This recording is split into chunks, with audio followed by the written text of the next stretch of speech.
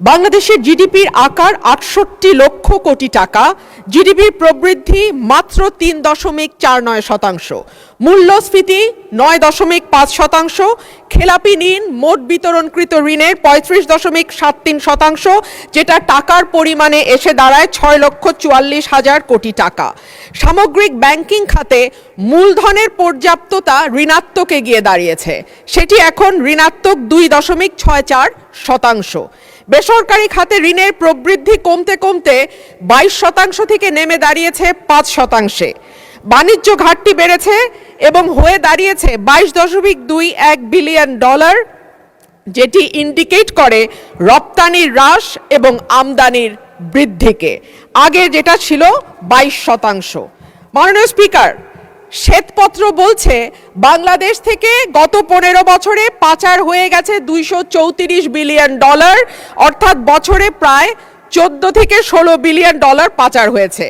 অন্যদিকে global financial integrity বলছে over এবং আন্ডার ইনভয়েসিং এর মাধ্যমে বছরে $৮ বিলিয়ন দেশ থেকে বাইরে গেছে।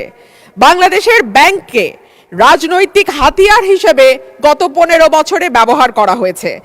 যাদের দৃশ্যমান কোনো ব্যবসা নাই তাদেরকে ঋণ দেয়া হয়েছে, পরিবারের হাতে ব্যাংকগুলোকে একটির পর একটি তুলে দেয়া হয়েছে।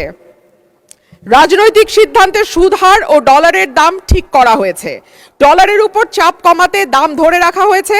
অন্যদিকে ১৮ থেকে ২০ বিলিয়ন ডলার এই খাত থেকে বিদেশে চলে গেছে। শেয়ার বাজার এবং কর ব্যবস্থাপনা উন্নত না হলে পুরো চাপ গিয়ে পড়বে ব্যাংক খাতের উপরে। আমরা জানি মাননীয় স্পিকার, বাংলাদেশে ঘাটতি বাজেট দেওয়ার একটি সংস্কৃতি আছে এবং এই ঘাটতি পূরণ হয় দেশের ব্যাংকগুলো থেকে ঋণ নিয়ে কিংবা বিদেশি ব্যাংক থেকে ঋণ বা অনুদানের মাধ্যমে। মাননীয় স্পিকার, ব্যাংক খাত যেখানে অলরেডি খেলাপি ঋণ বা মন্দ ঋণ মোট বিতরণকৃত ঋণের ৩৫% গিয়ে পৌঁছেছে, সেখানে এই ব্যাংকগুলো আর ব্যক্তি খাতে বিনিয়োগের জন্য কোনো ঋণ দেওয়ার অবস্থায় আছে কিনা সেটা একটি বড় প্রশ্ন। IMF সম্প্রতি জানিয়েছে যে তারা বাংলাদেশে যে ঋণের চুক্তি হয়েছিল তার পরবর্তী কিস্তিগুলো নতুন সরকারকে আর দেবে না, তারা নতুন করে চুক্তি করতে বলছে। সুতরাং এখন ঋণের দিকে আমাদের তাকাতে হবে চীন বা এরকম কোনো দেশের দিকে। আমরা যখন কোনো ভিন্ন দেশ থেকে ঋণ নেই ADB, ওয়ার্ল্ড ব্যাংক বা IMF এর বাইরে গিয়ে, তখন দেখা যায় সেখানে সুদের হার অনেক বেশি থাকে এবং দ্রুত সময়ের মধ্যে সেটি পরিশোধেরও একটা চাপ থাকে।